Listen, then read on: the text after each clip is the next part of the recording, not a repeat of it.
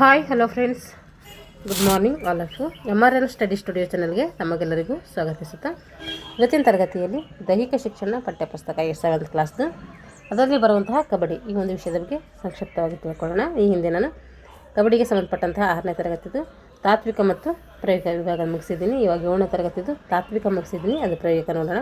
Next ಆತ text book ಅನ್ನೋದು ತಿಳ್ಕೊಳ್ಳೋಣ ಅಂತ ಹೇಳ್ತಾ ಇವತ್ತಿನ ತರಗತಿಯಲ್ಲಿ ಪ್ರಾರಂಭಿಸ್ತಾ ಇದ್ದೀನಿ.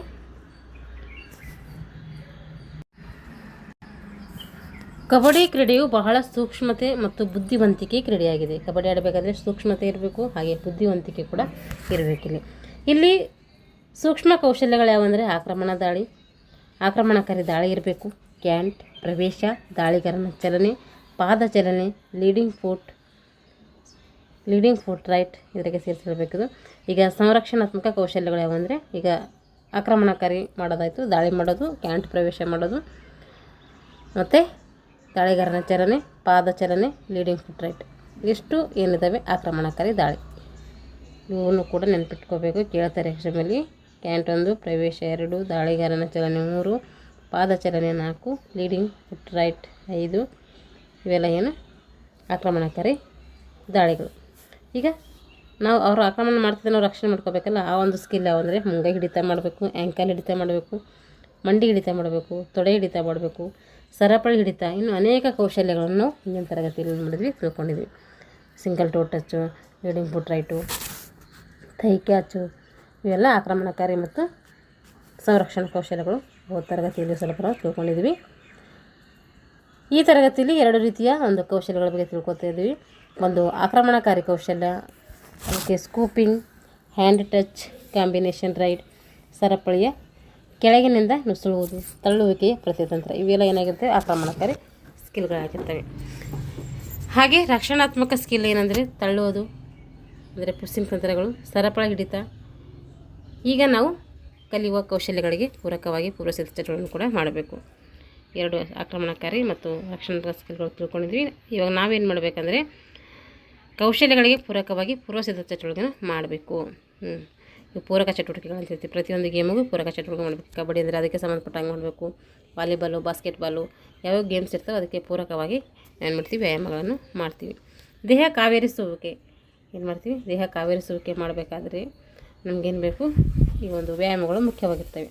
ದೇಹ ಕಾವೇರಿಸುವ ವ್ಯಾಯಾಮಗಳನ್ನು ಕಬಡ್ಡಿ ಅಂಕಣದ ಸುತ್ತ ವಿದ್ಯಾರ್ಥಿಗಳು ಕಬಡ್ಡಿ ಎಂದು ಹೇಳುತ್ತಾ ನೆಗೆಯುತ್ತಾ ಕುಣಿಯುತ್ತಾ ಕಾಲುಗಳನ್ನು ಸಫ್ಲಿಂಗ್ ಮತ್ತು ಕಾಂಬಿನೇಷನ್ ರೈಡ್ ಮಾಡುತ್ತಾ ಶರೀರದ ಎಲ್ಲ ಭಾಗಗಳು ಜೋಡಣೆಗಳು ಏನಾಗಬೇಕು, ಸಡಿಲವಾಗುವಂತೆ ಅಥವಾ ಸರಳಗೊಳಿಸುವಂಥ ಚಟುವಟಿಕೆಗಳನ್ನು ಮಾಡಬೇಕು. ಈ ರೀತಿ ಮಾಡಬೇಕು. ಅದು ಸುತ್ತ ಹೆಂಗೆ ಮಾಡಿಸ್ತಾ ಇದ್ದಾರೆ, ಕಬಡ್ಡಿ ಅನ್ಕೋತಾ ಈ ಥರ ಮಾಡಿಸ್ತಾ ಇದ್ದಾರೆ. ಆರೋಗ್ಯವಂತ ವ್ಯಕ್ತಿ ದೇಶದ ಆಸ್ತಿ. ನಾವು ಆರೋಗ್ಯವಂತವಿದ್ರಿ ಅಂದರೆ ಏನಾಗ್ತೀವಿ, ನಾವು ದೇಶಕ್ಕೆ ಒಂದು ಆಸ್ತಿಯಾಗಿ ಪರಿಣಮಿಸ್ತೀವಿ. ಇಲ್ಲಾಂದರೆ ನಾವು ಅನಾರೋಗ್ಯದಿಂದರೆ ನಾವು ದೇಶಕ್ಕೆ ಏನಾಗಿರ್ತೀವಿ, ಹೊರೆಯಾಗಿರ್ತೀವಿ. ಹಾಗಾಗಿ ನಾವು ಏನು ಮಾಡಬೇಕು, ಆರೋಗ್ಯವಂತರಾಗಿರ್ಲಿಕ್ಕೆ ಟ್ರೈ ಮಾಡಬೇಕು. ಈಗ ಆಕ್ರಮಣಕಾರಿ ಕೌಶಲ್ಯಗಳು, ಇಲ್ಲಿ ಸ್ಕೂಪಿಂಗ್, ಹ್ಯಾಂಡ್ ಟಚ್ ನೋಡ್ರಿ ಇದು ಹೆಂಗಿರ್ತೈತೆ ಅಂತೇಳಿ. ಇದು ದಾಳಿಗಾರನು ತನ್ನ ಒಂದು ಕೈಯನ್ನು ಇಲ್ಲಿ ಮಾಡ್ತಾ ಇದ್ದಾನಲ್ಲ, ಇದು ಒಂದು ಕೈಯನ್ನು ಚಾಚಿ ಎದುರಾಳಿ ಆಟಗಾರನು ದೂರದಿಂದಲೇ ಸ್ಪರ್ಶಿಸುವಂಥ ಕ್ರಿಯೆಗೆ ನಾವು ಸ್ಕೂಪಿಂಗ್ ಹ್ಯಾಂಡ್ ಟಚ್ ಅಂತೇಳಿ ಕರಿತೀವಿ. ಇದು ದಾಳಿಗಾರನ ಮೆಚ್ಚಿನ ಕೌಶಲ್ಯ, ದಾಳಿ ಮಾಡೋನಿಗೆ ಇದು ಇಷ್ಟವಾದಂಥ ಕೌಶಲ್ಯ ಆಗಿರ್ತೈತಿ. ಇದರಲ್ಲಿ ದಾಳಿಗಾರನು ಅತ್ಯುತ್ತಮವಾದಂತಹ ಪಾದಚಲನೆ ಹೊಂದಿದ್ದು ದೇಹ ಮತ್ತು ಕೈಗಳನ್ನು ಶೀಘ್ರದಲ್ಲಿ ನೀಳವಾಗಿ ಚಾಚುವ ಮತ್ತು ಹಿಂದಕ್ಕೆ ತೆಗೆದುಕೊಳ್ಳುವಂಥ ಸಾಮರ್ಥ್ಯವನ್ನು ಏನು ಮಾಡ್ತೈತೆ, ಹೊಂದಿರಬೇಕು.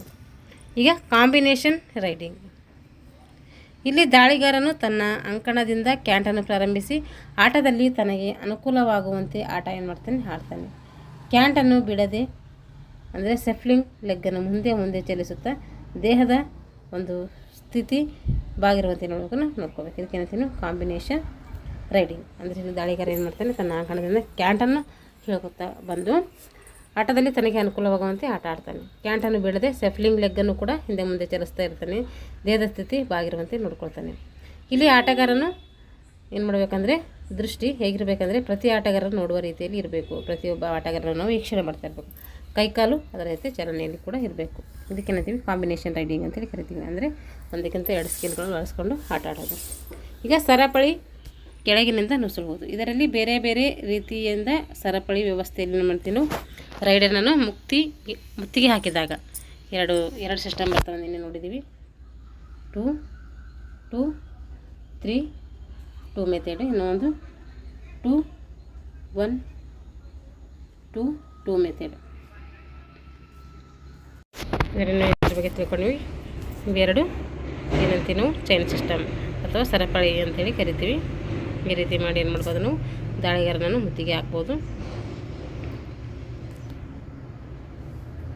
ಇದರಲ್ಲಿ ಬೇರೆ ಬೇರೆ ರೀತಿಯಲ್ಲಿ ಸರಪಳಿ ವ್ಯವಸ್ಥೆಯನ್ನು ಕೈ ಪೋಣಿಸಿಕೊಂಡು ಅಥವಾ ರೈಡರನ್ನು ಮುತ್ತಿಗೆ ಹಾಕಿದಾಗ ಸರಪಳಿ ತನ್ನ ಶಕ್ತಿಯನ್ನು ಭೇದಿಸಲಾಗದಿದ್ದ ಸಮಯದಲ್ಲಿ ಕ್ಷಣ ಮಾತ್ರದಲ್ಲಿ ಸರಪಳಿ ಕೆಳಗಿನಿಂದ ಏನು ಮಾಡ್ತಾರೆ ನುಸುಳುತ್ತದೆ ಅಂತಲೇ. ಇದು ಭೇದಿಸೋಕ್ಕಾಗಲಿಲ್ಲ ಅಂದರೆ ಸರಪಳಿ ಕೆಳಗಿನಿಂದ ನುಸುಳ್ಕೊಂಡು ಹೋಗೋದು.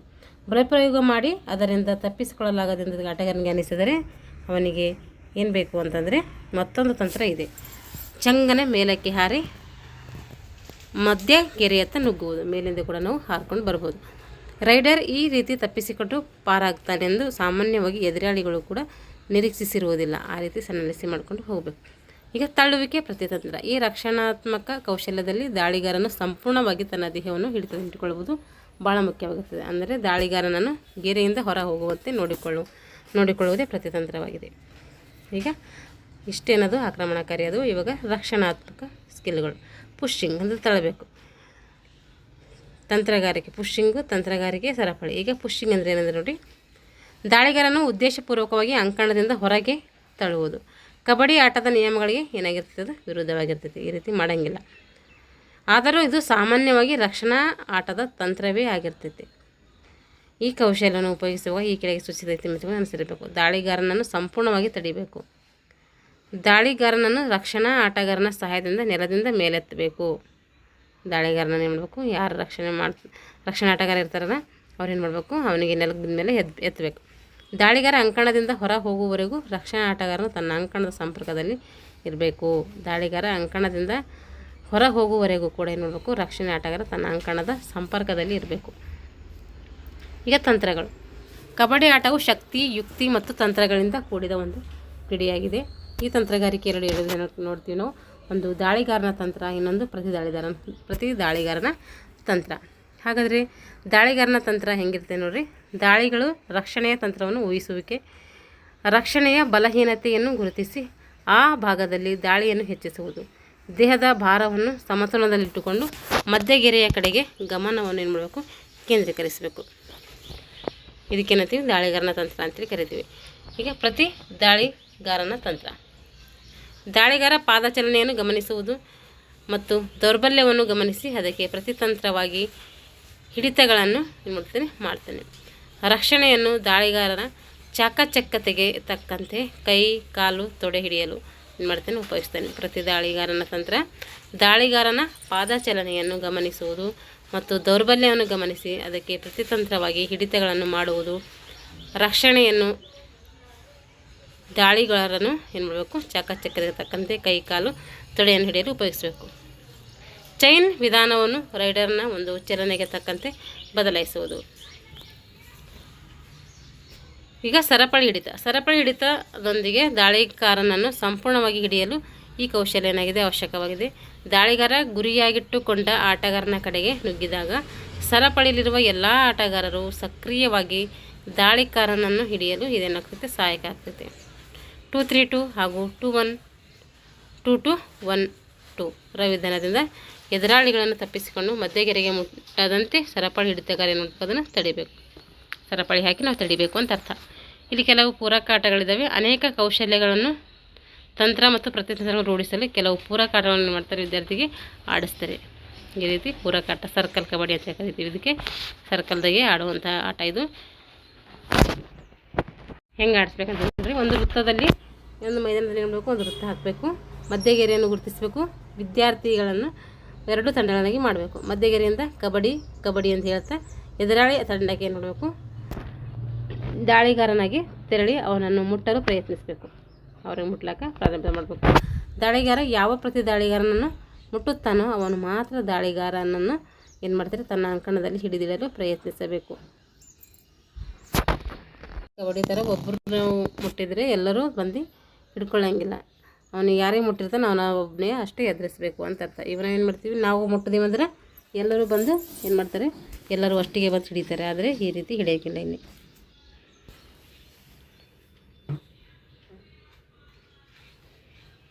ದಾಳಿಗಾರ ಯಾವ ಪ್ರತಿದಾಳಿಯನ್ನು ಮುಟ್ಟುತ್ತಾನೋ ಅವನು ಮಾತ್ರ ದಾಳಿಗಾರನನ್ನು ತನ್ನ ಅಂಕಣದಲ್ಲಿ ಹಿಡಿದಿರಲು ಪ್ರಯತ್ನಿಸಬೇಕು. ಬೇರೆಯವರ ಸಹಾಯ ಇಲ್ಲಿ ಮಾಡಂತಿಲ್ಲ, ಬೇರೆಯವರು ಬರೋಂಗಿಲ್ಲ. ಹೀಗೆ ಹೆಂಗೆ ಆಡಬೇಕಂದ್ರೆ ಶಿಕ್ಷಕರು ಸೀಟಿ ಊದಿದ ತಕ್ಷಣ ಆಟಗಾರನು ಆಟವನ್ನು ಪ್ರಾರಂಭಿಸಬೇಕು. ಸಮಯ ಮತ್ತು ಲೋನಾಂಕಗಳನ್ನು ನಿರ್ಧರಿಸಿ ಆಟವನ್ನು ಆಡಬೇಕು. ಮಧ್ಯಗೆರೆಯನ್ನು ಕ್ಯಾಂಟಿಗೆರೆ ಅಂತೇಳಿ ಕರಿತೀವಿ. ಮಧ್ಯಗೆರೆಗೆ ಏನಂತೀವಿ, ಕ್ಯಾಂಟಿಗೆರೆ ಅಂತೇಳಿ ಕರಿತೀವಿ. ಯಾವ ತಂಡವು ಹೆಚ್ಚು ಅಂಕಗಳನ್ನು ಗಳಿಸ್ತದೋ ಆ ತಂಡ ಏನಾಗ್ತದೆ ಇಲ್ಲಿ ಗೆಲ್ತೈತೆ. ಇನ್ನೊಂದು ಪೂರಕ ಒಂದು ಚಟುವಟಿಕೆ ಅಂದರೆ ಬ್ಯಾಕ್ವರ್ಡ್ ರನ್ ರಿಲೇ ಕಬಡ್ಡಿ. ಇದು ಹೆಂಗೆ ಹೇಳ್ಬೇಕು ನೋಡಿರಿ, ವಿದ್ಯಾರ್ಥಿಗಳನ್ನು ಸಂಖ್ಯೆಗೆ ತಕ್ಕಂತೆ ಶಿಕ್ಷಕರು 2 ಅಥವಾ 4 ಗುಂಪಾಗಿ ಮಾಡ್ತಾರೆ. ಆಜ್ಞೆಯ ಮೇರೆಗೆ 2 ಗುಂಪುಗಳ ಮುಂದಿನ ಆಟಗಾರನು ಕಬಡ್ಡಿ ಎನ್ನುತ್ತಾ ಓಡಿ ಹೋಗಿ ಇಂಡಿಯನ್ ಕ್ಲಬ್ ಅಂದರೆ ಈ ಥರ ಯಾವುದೇ ವಸ್ತು ಕೂಡ ಇಡಬಹುದು. ಇವರೇನಿಟ್ಟಿದ್ದಾರೆ, ಇಂಡಿಯನ್ ಕ್ಲಬ್ ಬಳಸಿದ್ದಾರೆ. ಸುತ್ತು ಹಾಕಿ ಹಿಮ್ಮುಖವಾಗಿ ಓಡಿ ಬರಬೇಕು. ನೋಡಿಲಿ ಹೆಂಗಿದೆ ಇಲ್ಲಿ ಏನು ಮಾಡಬೇಕು, ಸುತ್ತು ಹಾಕಿ ಹಿಮ್ಮುಖವಾಗಿ ಏನು ಮಾಡಬೇಕು, ಓಡಬರಬೇಕು. ಹಿಮ್ಮುಖವಾಗಿ ಓಡಬೇಕು, ಮುಮ್ಮುಖವಾಗಿ ಇಲ್ಲ, ಹಿಮ್ಮುಖವಾಗಿ ಓಡಬೇಕು. ನಂತರ ತಮ್ಮ ಗುಂಪಿನ ಮತ್ತೊಬ್ಬರಿಗೆ ಚಪ್ಪಾಳೆ ತಟ್ಟಿ ತಾನು ಹಿಂದೆ ಹೋಗಿ ನಿಲ್ಲಬೇಕು. ಚಪ್ಪಾಳೆ ತೆಗೆದುಕೊಂಡವನು ಮೊದಲನೆಯವನು ಯಾವ ರೀತಿ ಆಡಿರ್ತಾನೋ ಅದೇ ರೀತಿ ಅವನು ಕೂಡ ಆಡಬೇಕು. ಇದೇ ರೀತಿಯಾಗಿ 2 ಗುಂಪಿನವರು ಆಟವನ್ನು ಮುಂದುವರಿಸಬೇಕು.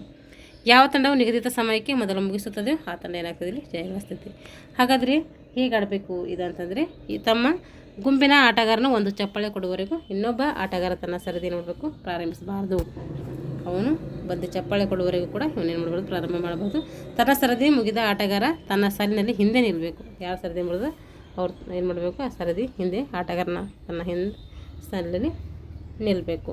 ಆಟದ ಮೈದಾನದಲ್ಲಿ 25 ಅಡಿ ಅಂತರದಲ್ಲಿ 2 ಗೆರೆಗಳು ಹಾಕಬೇಕು. ಇದನ್ನೇ ಕೊಟ್ಟಿದ್ದಾರೆ. ಹೆರಾಲ್ಡ್ ಬ್ಯೂರೋ ಇವರ ಪ್ರಕಾರ ಕ್ರೀಡೆ, ವ್ಯಾಯಾಮ, ನೃತ್ಯ ಮೊದಲಾದ ಚಟುವಟಿಕೆಗಳ ಮೂಲಕ ಶಿಕ್ಷಣದ ಗುರಿಯನ್ನು ಮುಟ್ಟುವುದೇ ಶರೀರ ಶಿಕ್ಷಣ. ಶರೀರ ಶಿಕ್ಷಣ ಅಂದರೆ ಏನು ಅಂದರೆ ಇವರ ಪ್ರಕಾರ, ಹೆರಾಲ್ಡ್ ಬ್ಯೂರೋರವರ ಪ್ರಕಾರ ಕ್ರೀಡೆ, ವ್ಯಾಯಾಮ, ನೃತ್ಯ ಮೊದಲಾದ ಚಟುವಟಿಕೆಗಳ ಮೂಲಕ ಶಿಕ್ಷಣದ ಗುರಿಯನ್ನು ಮುಟ್ಟುವುದೇ ಶರೀರ ಶಿಕ್ಷಣ ಅಂತೇಳಿ ಹೇಳಿದ್ದಾರೆ ಇವರು. ಇಷ್ಟೇನಾಯಿತು ಕಬಡ್ಡಿಗೆ ಸಂಬಂಧಪಟ್ಟಂಥ ಪ್ರಾಯೋಗಿಕ ಒಂದು ವಿಭಾಗ ಮುಗಿತು. ನೆಕ್ಸ್ಟ್ ಕ್ಲಾಸಲ್ಲಿ ಆ ಥರ ಟೆಕ್ಸ್ಟ್ ಬುಕ್ಕಲ್ಲಿರುವಂಥ ಕಬಡ್ಡಿ ಬಗ್ಗೆ ತಿಳ್ಕೊಳ್ಳೋಣ. ಯಾರೆಲ್ಲ ನಮ್ಮ ಚಾನಲ್ನ ಸಬ್ಸ್ಕ್ರೈಬ್ ಮಾಡ್ಕೊಂಡಿರೋ ಚಾನಲನ್ನು ಸಬ್ಸ್ಕ್ರೈಬ್ ಮಾಡಿಕೊಂಡು ವಿಡಿಯೋವನ್ನು ವಾಚ್ ಮಾಡಿ ಅಂತ ಹೇಳ್ತಾ ಇಲ್ಲಿಗೆ ತರಗತಿಯನ್ನು ಮುಗಿಸ್ತಾ ಇದ್ದೀನಿ. ಎಲ್ಲರಿಗೂ ಧನ್ಯವಾದಗಳು.